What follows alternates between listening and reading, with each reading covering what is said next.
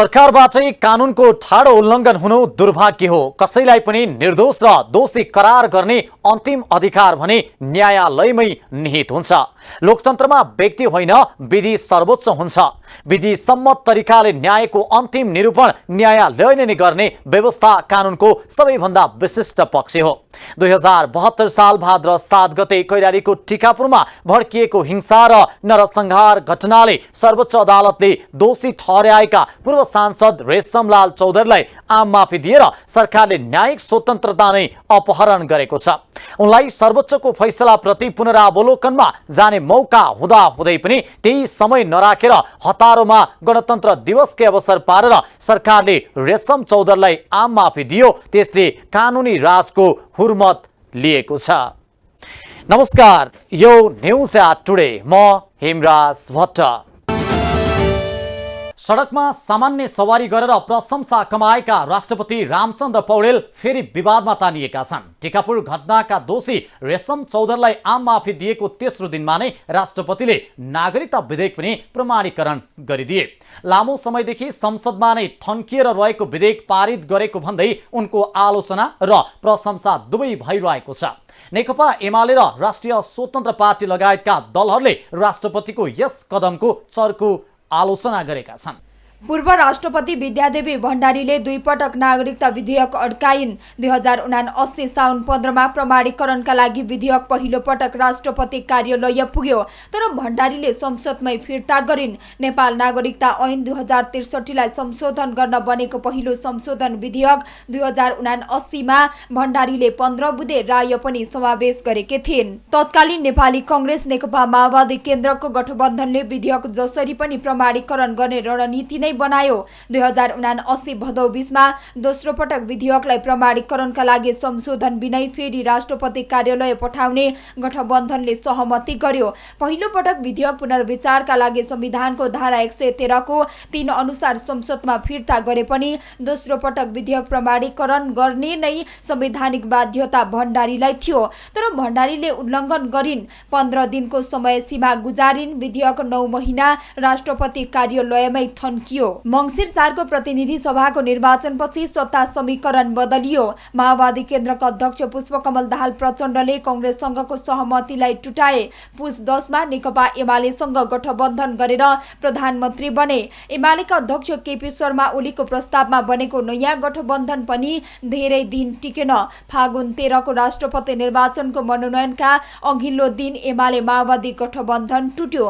प्रचण्ड फेरि पुरानै गठबन्धनमा फर्किए। एमालेसँगको सहकार्यलाई टुङ्ग्याएसँगै प्रचण्डले फेरि नागरिकता विधेयक अघि बढाउने आश्वासन दलहरूलाई दिइरहे, जसको फाइदा प्रचण्डलाई मात्रै होइन, नागरिकताको मुद्दा उठाएर चुनावमा गएका दलहरूलाई पनि भयो। सत्ताका लागि बार्गेनिङको विषय बनाएर नागरिकताको मुद्दा दलहरूले उठाइरहेका थिए। सत्तारूढ दल जनता समाजवादी पार्टी नेपाल जसपाले तत्कालीन विधेयक पारित गर्नुपर्ने भन्दै पटक पटक सरकारको ध्यानाकर्षण गराइ नै रह्यो। राष्ट्रपति रामचन्द्र पौडेलले विधेयक प्रमाणीकरण गर्न हुने नहुने बारेमा छलफल चलाए। प्रचण्डको भारत भ्रमणकै दिन राष्ट्रपतिले लामो समयसम्म रोकिएको विधेयकलाई प्रमाणीकरण गरे। मन्त्री परिषदको सिफारिसलाई देखाएर संविधानको धारा 61 को उपधारा 2, 3, 4 र धारा 66 एवं सर्वोच्च अदालतबाट प्रतिवादित सिद्धान्त बमोजिम पौडेलले विधेयक प्रमाणीकरण गरिदिए। पौडेलमाथि उठेका प्रश्न। विधेयक प्रमाणीकरण बारे भने गम्भीर प्रश्न उठेका छन्। विधेयक प्रमाणीकरणको प्रक्रिया गलत भन्दै पौडेलको आलोचना एकातिर भइरहेको छ भने विधेयक पारित गर्नु उचित भएको भन्दै अर्कोतिर प्रशंसा भइरहेको छ। राष्ट्रपतिले प्रमाणीकरण नगरेर निर्धारित समय गुजारेपछि के गर्ने भन्ने बारेमा संविधानमा व्यवस्था छैन, तर संसदीय सिद्धान्तले राष्ट्रपतिले प्रमाणीकरण नगरेर समय गुजारे उक्त विधेयक स्वतः निष्क्रिय हुने संविधानविद बताउँछन्।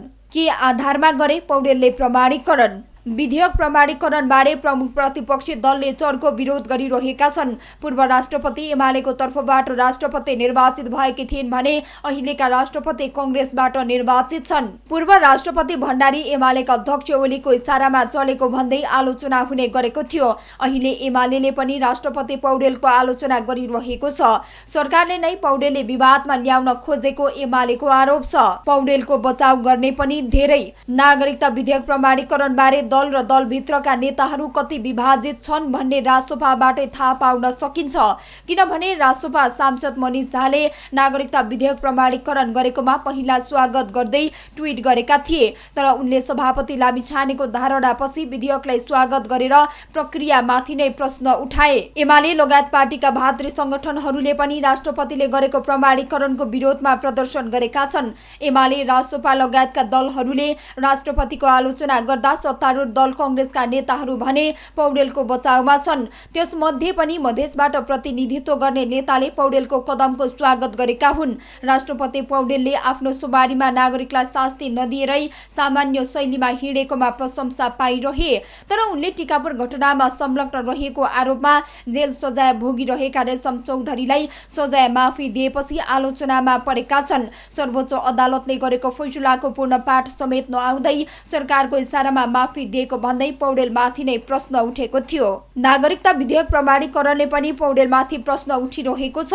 पूर्व राष्ट्रपति भण्डारीले आफूलाई विवादित बनाउन कुनै कसर बाँकी राखिनन्। त्यसबारे राष्ट्रपति पौडेलले सामान्य शैलीमा सवारी गरेर सचेत भएको सन्देश त दिए, तर संविधान पालनाको वकालत गरेर हिँडेका पौडेलले प्रक्रियालाई दायाँ बायाँ गर्दा भण्डारीलाई भन्दा चर्को आलोचनाको सामना गर्न तयार हुनुपर्ने देखिन थालेको छ। प्रधानमन्त्री पुष्पकमल दाहाल प्रचण्ड यति बेला भारत भ्रमणमा रहेका छन्। बिहिबार समकक्षी नरेन्द्र मोदी र प्रचण्डका बीचमा विभिन्न सम्झौतामा हस्ताक्षर भएका छन्। प्रधानमन्त्रीमा नियुक्त भएपछि प्रचण्डको यो पहिलो भारत भ्रमण हो। भारतले कालापानी, लेपुलेक, लिम्पियाधुरा समेटेर नक्सा जारी गरेपछि दुई देशको सम्बन्ध चिसिएको थियो। यस भ्रमणमा नेपालको कूटनीतिक सम्बन्ध सुधार हुने अपेक्षा गरिएको छ। भारतीय प्रधानमन्त्री नरेन्द्र मोदीको निमन्त्रणामा प्रधानमन्त्री पुष्पकमल दाहाल प्रचण्ड 4 दिने भारत भ्रमणमा रहेका छन्। प्रधानमन्त्री प्रचण्ड सहितको टोलीले आज मोदीसँग भेटवार्ता गरेका छन्। भेटपछि दुवै देशका प्रधानमन्त्रीले संयुक्त रूपमा पत्रकार सम्मेलनको आयोजना गर्दै नेपाल र भारत बीचमा भएका विभिन्न 7वटा महत्त्वपूर्ण सम्झौताबारे जानकारी गराएका छन्, जसमा नेपाल भारत पारवाहन सम्झौता नवीकरण, सीमा पार पेट्रोलियम पाइपलाइन अम्लेखगञ्जबाट चितवनसम्म ल्याउने र सिलिगुडीबाट झापासम्म पुर्याउने सहमति भएको छ। यस्तै परराष्ट्र मामिला अध्ययन प्रतिष्ठान र सुषमा स्वराज इन्स्टिट्युटका बीचमा सहकार्य गर्ने, दोधरा चाँदनी एकीकृत जाँच चौकी बनाउने, तल्लो अरुणको पीडीए गर्ने र फुकुट कर्णाली भारतीय कम्पनीले बनाउने सहमति भएको छ। 669 मेगावाट क्षमताको तल्लो अरुणबाट नेपालले 140.49 बिजुली पाउने गरी भारतीय कम्पनीसँग परियोजना विकास सम्झौता पीडीए भएको हो। भारतीय कम्पनी सदलज विद्युत निगमले 21% बिजुली पाउने गरी सम्झौता गरेको हो। यस्तै डिजिटल पेमेन्ट सम्झौता पनि गरिएको छ। नेपाल र भारतका बीचमा भएको सम्झौताको सहमतिसँगै दुवै देशका प्रधानमन्त्रीले विभिन्न आयोजनाहरूको उद्घाटन र शिलान्यास समेत गरेका छन्। नेपालगञ्ज सुक्खा बन्दरगाहको उद्घाटन गरिएको छ। बाँकीमा भारत सरकारको सहयोगमा निर्माण गरिएको व्यापार पूर्वाधारको नेपालका प्रधानमन्त्री पुष्पकमल दाहाल प्रचण्ड र भारतीय समकक्षी नरेन्द्र मोदीले संयुक्त रूपमा उद्घाटन गरेका हुन्। यस्तै भारतको बतनाहादेखि विराटनगरको बुधनगरसम्मको रेलवे सेवाको उद्घाटन गरिएको छ। दिल्लीबाट दुई देशकै प्रधानमन्त्रीले स्विच थिचेर रेलवे र कार्गो रेलको उद्घाटन गरेका हुन्। प्रचण्ड र मोदीले उद्घाटन गरेपछि बतनाहाबाट भारतीय पक्षले कार्गो रेललाई विदाई गर्ने र बुधनगरमा नेपाली पक्षले स्वागत गर्नेछन्। भैरवामा निर्माण हुने एकीकृत जाँच चौकीको शिलान्यास गरियो। भारतीय सहयोगमा उक्त परियोजना निर्माण सम्पन्न हुनेछ। भारतीय नाका सुनौली र भैरवा नाकाको व्यापारलाई उक्त व्यापार पूर्वाधारले सहयोग गर्नेछ। यस्तै 400 केबी क्षमताको न्यू बुटवल गोरखपुर अन्तर्देशीय प्रसारण लाइनलाई पनि भारतीय तर्फ खण्डको शिलान्यास गरिएको छ। यो ढल्केबर मुजफ्फरपुर प्रसारण लाइनपछि भारतसँग बन्न लागेको दोस्रो 400 केबीको प्रसारण लाइन हो। न्यू बुटवल गोरखपुर प्रसारण लाइन नेपालमा अमेरिकी अनुदान कार्यक्रम एमसीसी अन्तर्गत बनिरहेको प्रसारण लाइनसँग जोडिनेछ। यो प्रसारण लाइनको भारततर्फको खण्डको मात्रै शिलान्यास गरिएको हो। यो सँगै नेपालमा बन्ने केही महत्त्वपूर्ण परियोजनाको निर्माणको जिम्मा भारतलाई दिने सहमति भएको छ। फुकुट कर्णाली अर्ध जलाशय युक्त जलविद्युत आयोजनामा भारतीय कम्पनीले लगानी गर्ने भएको छ। नेपालको सरकारी कम्पनी विद्युतीय उत्पादन कम्पनीले बनाउन लागेको यो आयोजनामा भारत सरकारको स्वामित्वमा रहेको एनएचपीसी इन्डियन लिमिटेडले लगानी ल्याउने समझदारी पत्र आदान प्रदान भएको छ। सुदूरपश्चिम प्रदेशको कञ्चनपुरमा सुक्खा बन्दरगाह निर्माण गर्न नेपाल र भारत बीच सहमति भएको छ। प्रचण्डको भारत भ्रमणका क्रममा उक्त परियोजना निर्माणको जिम्मा भारतलाई नै दिइएको हो। उक्त सम्झौतामा नेपालका तर्फबाट वाणिज्य तथा आपूर्ति सचिव मधुसूदन मरासिनी र नेपालका लागि भारतीय राजदूत नवी श्रीवास्तवले समझदारी पत्र साटासाट गरे। नेपालले वातावरणीय प्रभाव मूल्याङ्कन अध्ययन समेत गरिसकेकाले उक्त परियोजना कञ्चनपुरको दोधरा चाँदनी क्षेत्रमा निर्माण हुनेछ। नेपाल र भारतबीच पञ्चेश्वर बहुउद्देश्यीय परियोजनाको विस्तृत परियोजना प्रतिवेदन DPR 3 महिनाभित्रै टुङ्गो लगाउने सहमति भएको छ। संयुक्त पत्रकार सम्मेलनमा प्रधानमन्त्री पुष्पकमल दाहाल प्रचण्डले भारत 3 महिनाभित्र पञ्चेश्वरको DPR को टुङ्गो लगाउन 1 वर्षभित्र लगानीको प्रारूप टुङ्ग्याउने सहमति भएको उनले बताएका छन्। भैरवा स्थित गौतम बुद्ध अन्तर्राष्ट्रिय विमानस्थलमा उपकरणमा आधारित अवतरण प्रणाली ILS सञ्चालन गर्ने बाटो पनि खुलेको छ। भ्रमण दलमै नयाँ दिल्लीमा रहेका नेपाल नागरिक उड्डयन प्राधिकरणका महानिर्देशक प्रदीप अधिकारीले यो सहमतिसँगै अब जुनसुकै मौसममा पनि यो विमानस्थलमा जहाजले उपकरणमा आधारित प्रणालीमा रहेर जहाज अवतरण गराउन सक्ने बताएका छन्। तर बहुप्रतीक्षित रहेको हवाई रूट विस्तार र पञ्चेश्वर बहुउद्देश्यीय परियोजनामा महाकालीको पानी बाँडफाँडका विषयमा भने ठोस सहमति हुन सकेन। नेपालको मुख्य एजेन्डामा रहेका यी विषयमा भारतीय सहमति आउन नसकेकै कारण अन्य 7वटा विषयमा मात्रै सम्झौता भयो। नेपालले महेन्द्रनगरबाट हवाई रूट मागेको थियो तर यसमा ठोस सहमति भएन। यस्तै पञ्चेश्वर परियोजनाको पनि टुङ्गो लगाउनु पर्ने माग रहेको थियो। प्रधानमन्त्री पुष्पकमल दाहाल प्रचण्डले पत्रकार सम्मेलनमा आफ्नो मन्तव्य राख्ने क्रममा यी विषयमा भारत सकारात्मक रहेको बताएका छन् तर ठोस सहमति भएको चाहिँ सार्वजनिक नै भएन। यस्तै अर्को नेपाल र भारत बीच लामो समयदेखि समस्याका रूपमा खडा भएको सीमा विवादको विषयमा पनि ठोस निर्णय नेपालले गर्न सकेन। नेपाल भारत प्रभुत्व व्यक्ति समूह EPG ले सहमतिमा तयार पारेको रिपोर्ट पहिले भारतीय प्रधानमन्त्रीले बुझ्ने र त्यसपछि नेपालका प्रधानमन्त्रीले बुझ्ने सहमति छ। तर भारतीय प्रधानमन्त्रीले EPG प्रतिवेदन अहिलेसम्म बुझेका छैनन्। यद्यपि भेटका क्रममा भारतीय प्रधानमन्त्री नरेन्द्र मोदीले नेपालसँग रहेको सीमा लगायतका सबै समस्याको समाधान गर्ने बताएका छन्। मोदीले नेपालका प्रधानमन्त्री पुष्पकमल दाहाल प्रचण्डसँगको पार्टनरशिप सुपरहिट बनाउने बताएका छन्। अर्थमन्त्री डाक्टर प्रकाश शरण महतले 17 खर्ब 51 अर्ब 31 करोडको बजेट प्रस्तुत गरेका छन्। अर्थमन्त्री महतले प्रस्तुत गरेको आगामी वर्ष 2080-81 को बजेटमा नेपाली कांग्रेसको संकल्प पत्रको वासना आएको देखिन्छ। कोखदेखि शोकसम्म नेपाली कांग्रेसको घोषणा पत्रमा समेटिएको नारा हो। नेपाली कांग्रेसको घोषणा पत्रमा प्राथमिकताका साथ राखिएको यो नारा यति बेला बजेटमा परेको छ। अर्थमन्त्री डाक्टर प्रकाश शरण महतले 17 खर्ब 51 अर्ब 31 करोडको बजेट प्रस्तुत गरेका छन्। अर्थमन्त्री महतले प्रस्तुत गरेको आगामी वर्ष 2080-81 को बजेटमा कांग्रेस संकल्प पत्रको वासना आएको देखिन्छ। कोखदेखि शोकसम्म नेपाली कांग्रेसको घोषणा पत्रमा समेटिएको नारा हो। कांग्रेसको घोषणा पत्रमा प्राथमिकताका साथ राखिएको यो नारा बजेटमा परेको छ। यसैगरी स्वदेशमै उत्पादन र रोजगार बढाउन सरकारले आत्मनिर्भर अर्थतन्त्रको आधार स्वदेशमै उत्पादन र रोजगार नारा अघि बढाएको छ। यी विषय पनि कांग्रेसले संघीय तथा प्रदेश सरकारको संकल्प पत्रमा समेटेको थियो। यसैगरी प्रधानमन्त्री पुष्पकमल दाहाल प्रचण्डको सरकारले अघि बढाएको बजेटमा रैथाने वस्तुलाई अघि बढाउने संकल्प समेत प्रस्तुत गरेको छ। गरिबसँग विशेषवर कार्यक्रमलाई यो बजेटले निरन्तरता दिने भएको छ। आत्मनिर्भर अर्थतन्त्रको आधार स्वदेशमै उत्पादन र रोजगार। स्थानीय आर्थिक सम्भावनाका आधारमा उत्पादन र रोजगारीका अवसर वृद्धि गरी आत्मनिर्भर अर्थतन्त्र विकास गर्न सबै स्थानीय तहमा राष्ट्रिय उत्पादन र रोजगार प्रवर्धन कार्यक्रम सञ्चालन गरिने गरी यो नारा प्रस्तुत गरिएको छ। यस कार्यक्रमलाई मूलतः कृषिको व्यवसायीकरण, लघु तथा साना उद्योग प्रवर्धन र सूचना प्रविधि तथा पर्यटन क्षेत्रको विकासमा केन्द्रित गरिने बजेटमा उल्लेख छ। यसैगरी बाँझो र उपयोगविहीन जमिनको उपयोग गरी उद्यम गर्न प्रोत्साहित गरिने जनाइएको छ। यो नारा पूरा गर्न 7 अर्ब बजेट विनियोजन गरिएको छ। यसैगरी सरकारले make in Nepal made in Nepal नारालाई पनि निरन्तरता दिने भएको छ। स्वदेशी उत्पादनलाई प्रवर्धन र विस्तार गर्न निजी क्षेत्रबाट अगाडि बढाइएका मेक इन नेपाल र मेड इन नेपाल अभियानलाई प्रोत्साहित गरिनेछु बजेटमा भनिएको छ। उत्पादन साथमा अनुदान हातमा। यसैगरी सरकारले उत्पादन बढाउन उत्पादन साथमा अनुदान हातमा नारा अघि सारेको छ। कृषि अनुदानलाई उत्पादनमा आधारित बनाउन यो नारा अघि सारिएको बजेटमा उल्लेख गरिएको छ। बिउ खरिद, रासायनिक मल, बिमा र यान्त्रिकीकरणमा दिँदै आएको अनुदान बाहेकका बाँकी सबै प्रकारका कृषि अनुदानलाई उत्पादनमा आधारित बनाइनेछु बजेटमा भनिएको छ। यसै बमोजिम अनुदान प्रणालीलाई व्यवस्थित र पारदर्शी बनाउन आगामी साउन मसान्तभित्र नयाँ मापदण्ड र कार्यविधि तर्जुमा गरी कार्यान्वयनमा ल्याइनेछ। खेतबारीमा प्राविधिक सेवा, उत्पादनमा टेवा। बजेटमा खेतबारीमा प्राविधिक सेवा दिने उद्देश्य सहित खेतबारीमा प्राविधिक सेवा उत्पादनमा टेवा भन्ने नारा अघि सारिएको छ। यसका लागि 47 करोड विनियोजन गरिएको अर्थमन्त्री महतले बताए।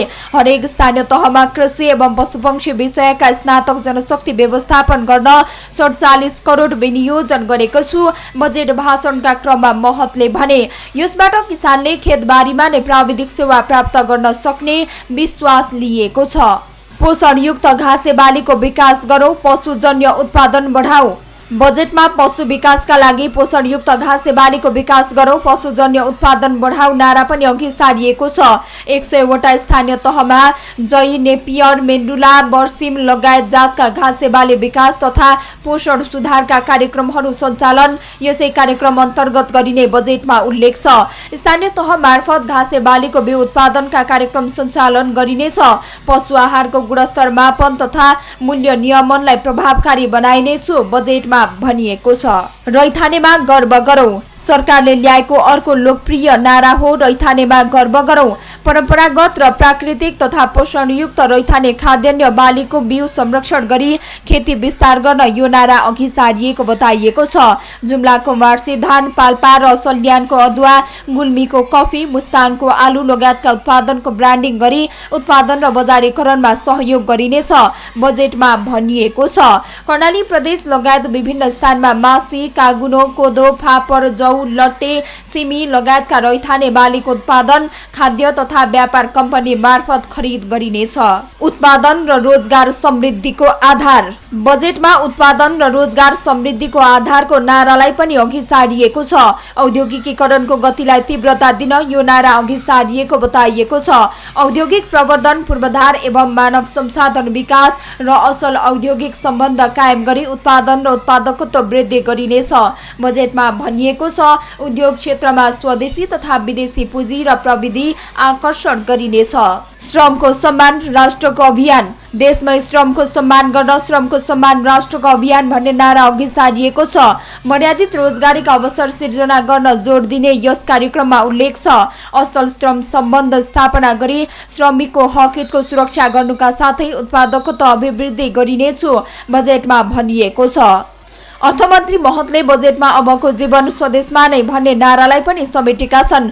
वैदेशिक रोजगारबाट फर्किएका व्यक्तिलाई उद्यमशीलता विकास गर्ने र रोजगारीमा आबद्ध गर्ने गरी यो कार्यक्रम सञ्चालन गरिने बजेटमा उल्लेख छ। गरिबीको रेखामुनि रहेका र वैदेशिक रोजगारीबाट फर्केका व्यक्तिलाई लघु उद्यमीको रूपमा विकास गर्न स्थानीय तह मार्फत सिप विकास तालिम र व्यावसायिक परामर्श सेवा सञ्चालन गरिनेछ बजेटमा भनिएको छ। नेपाल घुमौ, नेपाल चिनौ। पूर्ववर्ती सरकारले नेपाल भ्रमण वर्ष बनाएकोमा यसपटक सरकारले नेपालीलाई नेपालमै घुम्न प्रेरित गर्ने खालको कार्यक्रम ल्याएको छ। नेपालको प्राकृतिक, धार्मिक, ऐतिहासिक तथा सांस्कृतिक सम्पदा लगायत पर्यटकीय स्थल र सेवाको अन्तर्राष्ट्रिय स्तरमा सघन प्रचार प्रसार गर्न यो कार्यक्रम अघि सारिएको बताइएको छ। वित्तीय संघीयता बलियो बनाउने उद्देश्य राखेको बजेटमा संघीयताका प्रतीक संस्थाहरू नै प्रदेश र स्थानीय सरकारलाई बजेट घटाइएको छ। परम्परागत भन्दा माथि उठ्न सुक्दै अर्थमन्त्री डाक्टर प्रकाश शरण महतले प्रस्तुत गरेको आगामी आर्थिक वर्षको बजेटले मन्दी छाएको अर्थतन्त्रलाई ऋण दिने आशा गर्ने ठाउँ पनि देखिँदैन। अर्थतन्त्र चलायमान बनाउन सरकारी खर्च समेत वृद्धि गर्नुपर्ने सामान्य सिद्धान्तलाई बिर्सेर पुँजीगत खर्च कटौती गरी बजेट ल्याएर अर्थमन्त्रीले सही बाटो लिन चुकेका छन्। नीति तथा कार्यक्रममा उद्घोष गरे विपरीत पुँजीगत खर्च कम गर्नुले नीति तथा कार्यक्रम भनेको बिरालो बाँध्नु मात्रै भएको सन्देश दिएका छन्। हवस् त आजलाई न्युज एट टुडे यति नै। हामी सबै बिदा चाहन्छौँ। नमस्कार।